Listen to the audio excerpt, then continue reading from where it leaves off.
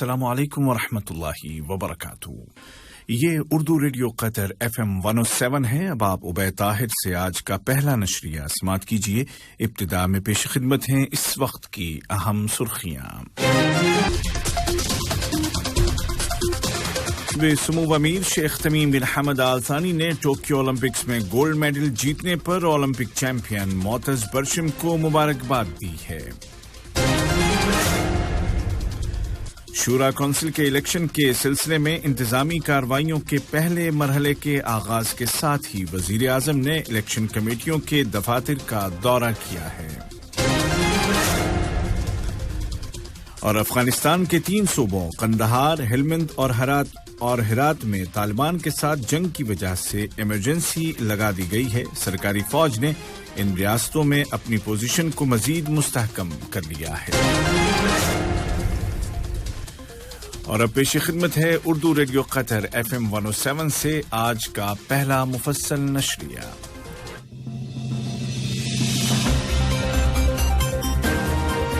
बिस्मिल्लाहिर्रहमानिर्रहीम। साहिब सुमो अमीर शेख तमीम बिन हमद आल थानी ने ओलंपिक चैंपियन मोअत्तज़ बरशिम को टोक्यो ओलंपिक्स 2020 में गोल्ड मेडल जीतने पर मुबारकबाद दी है। ट्विटर पर अपने पैगाम में साहिब सुमो अमीर ने मोअत्तज़ बरशिम और कतर को मुबारकबाद देते हुए कहा कि तुम कतरी नौजवानों की मेहनत और अजीमत की मिसाल हो। मोअत्तज़ ने हाई जंप में कतर को तलाई तमगा जितवाया है, जो गुज़िश्ता 24 घंटों के दौरान कतर का दूसरा गोल्ड मेडल है। ये कतर की ओलंपिक तारीख का अहम तरीन दिन है।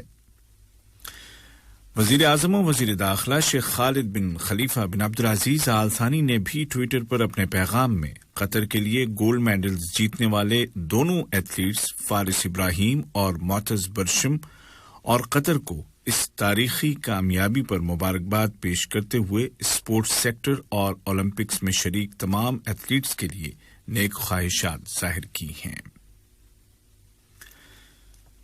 कतर की ओलंपिक कमेटी के सरबराह शेख जुआन बिन हमद आल थानी ने आलमी और ओलंपिक चैंपियन मोअत्तज़ बरशिम के गोल्ड मेडल जीतने पर साहिब सुमो अमीर शेख तमीम बिन हमद आल थानी और साहिब सुमो अमीर वालिद शेख हमद बिन खलीफा आल थानी को मुबारकबाद पेश की। उन्होंने साहिब सुमो अमीर की जानिब से स्पोर्ट्स को मिलने वाली अनलिमिटेड सपोर्ट की तारीफ की और कहा कि अगर ये गैर महदूद हिमायत और सपोर्ट ना होती तो इस तरह की बड़ी कामयाबियां नहीं हासिल की जा सकती थीं। शूरा कौंसिल के पहले तारीखी इलेक्शन की इंतजामी कार्रवाइयों का आगाज हो चुका है और वोटरों के रजिस्ट्रेशन का मरहला शुरू हो गया है। मुल्क के मुख्तलिफ इलाकों में 30 इंतखाबी दफातर बनाए गए हैं, जहां वोटरों के नाम लिखे जा रहे हैं। रजिस्ट्रेशन का यह मरहला आइंदा जुमेरात तक जारी रहेगा। वजीर आज़म और वजीर दाखिला शेख खालिद बिन खलीफा बिन अब्दुल अजीज आल थानी ने मुतादिद इंतखाबी दफातर का दौरा किया और तैयारियों का जायजा लिया। इन दफातर के अलावा रजिस्ट्रेशन SMS के जरिए ऑनलाइन और मित्राश एप्लीकेशन के जरिए भी किया जा रहा है। इलेक्शन से मुतालिक कमेटियों के आला ओहदेदारान भी वजीर आज़म के हमरा थे। कतर में शूरा कौंसिल के मेंबरान को अवामी सतह पर मुंतखब करने के लिए होने वाले ये पहले इंतखाबात हैं और कतरी शहरी इनमें बढ़ चढ़ कर हिस्सा ले रहे हैं। इस इलेक्शन का मकसद रियासती सतह पर फैसला साजी में अवाम की शराकत को बढ़ाना है। साहिब सुमो अमीर शेख तमीम बिन हमद आल थानी की हिदायत की रोशनी में लखविया का बैनुल अक़वामी सर्च एंड रेस्क्यू करने वाला दस्ता तुर्की रवाना हो चुका है, जहां वो तुर्की के कई सूबों में लगने वाली आग की वजह से पैदा होने वाली सूरत हाल में तलाश और बचाव की कार्रवाइयों में हिस्सा लेगा। कतरी अमीरी एयरफोर्स के जहाज 70 टन ग़िज़ाई इमदाद लेकर लुबनान के रफ़ीक अल हरीरी इंटरनेशनल एयरपोर्ट पहुंच चुके हैं। ये कतर की जानिब से लुबनान की फौज को दी जाने वाली ग़िज़ाई इमदाद की दूसरी खेप है। कतर ने गुज़िश्ता माह जुलाई के दौरान ऐलान किया था कि वो लुबनानी फौज को 1 سال تک ہر ماہ 70 ٹن غذائی امداد فراہم کرے گا۔ یہ اقدام قطر کی جانب سے لبنان اور لبنانی عوام کی مسلسل سپورٹ اور قطر کے اس یقین کا حصہ ہے کہ مشترکہ عربی عمل کو فعال بنانے کی ضرورت ہے۔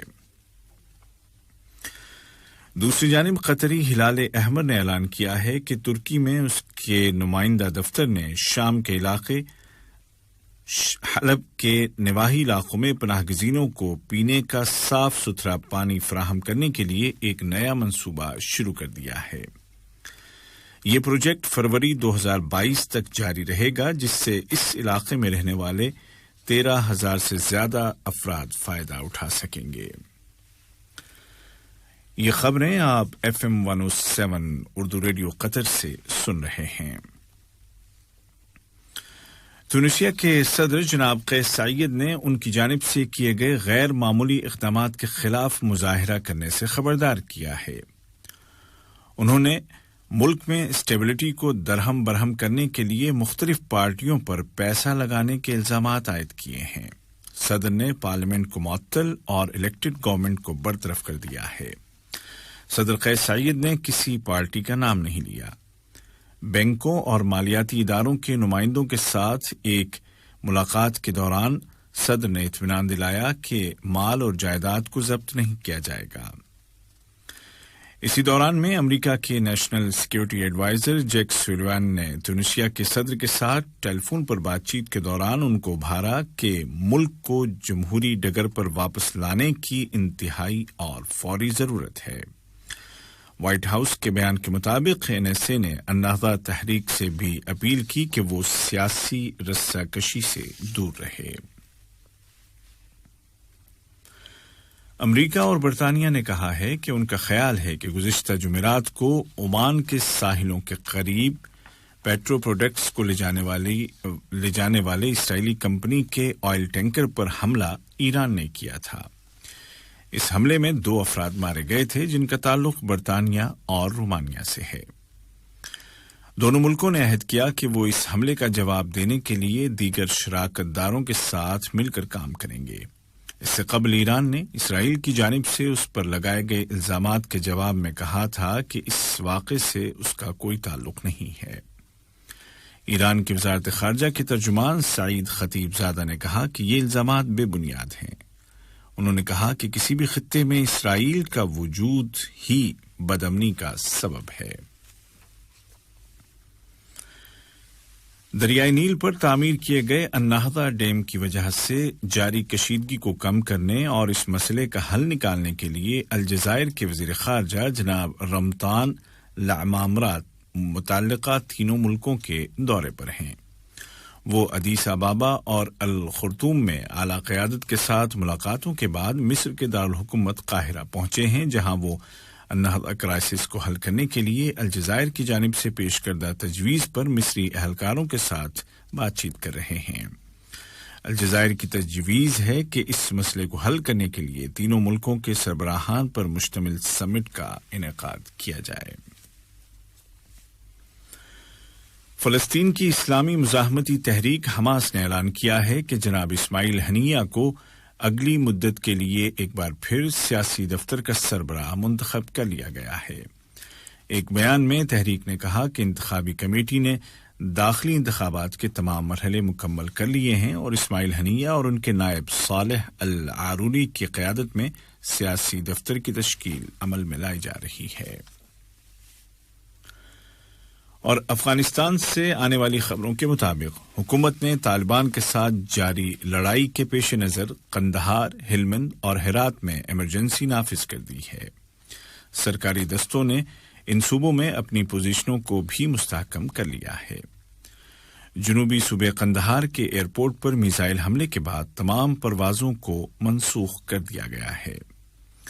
افغان حکومت کے ذرائع کے مطابق قندھار ایئرپورٹ پر 3 میزائل فائر کیے گئے تھے۔ آج کا پہلا نشریہ ختم ہونے سے قبل اس وقت کی اہم سرخیاں ایک مرتبہ پھر سن لیجیے۔ صاحب سمو امیر شیخ تمیم بن حمد آل ثانی نے ٹوکیو اولمپکس 2020 میں گولڈ میڈل جیتنے پر اولمپک چیمپئن معتز برشم کو مبارکباد دی ہے۔ شورا کونسل کے الیکشن کے سلسلے میں انتظامی کارروائیوں کے پہلے مرحلے کے آغاز کے ساتھ ہی وزیر اعظم نے انتخابی کمیٹیوں کے دفاتر کا دورہ کیا ہے۔ اور افغانستان کے 3 صوبوں قندھار، ہلمند اور ہرات میں طالبان کے ساتھ جنگ کی وجہ سے ایمرجنسی لگا دی گئی ہے۔ سرکاری فوج نے ان ریاستوں میں اپنی پوزیشن کو مزید مستحکم کر لیا ہے۔ اردو ریڈیو قطر FM 107 سے آج کا پہلا نشریہ اپنے اختتام کو پہنچا۔ عبید طاہر اور جابر حسین کو اجازت دیجیے۔ خدا حافظ۔ السلام علیکم دوستو، میں ہوں شیخ نور۔ آپ دیکھ رہے تھے قطر نیوز ٹوڈے۔ مجھے امید ہے کہ یہ ویڈیو آپ کو انفارمیٹک لگی ہوگی۔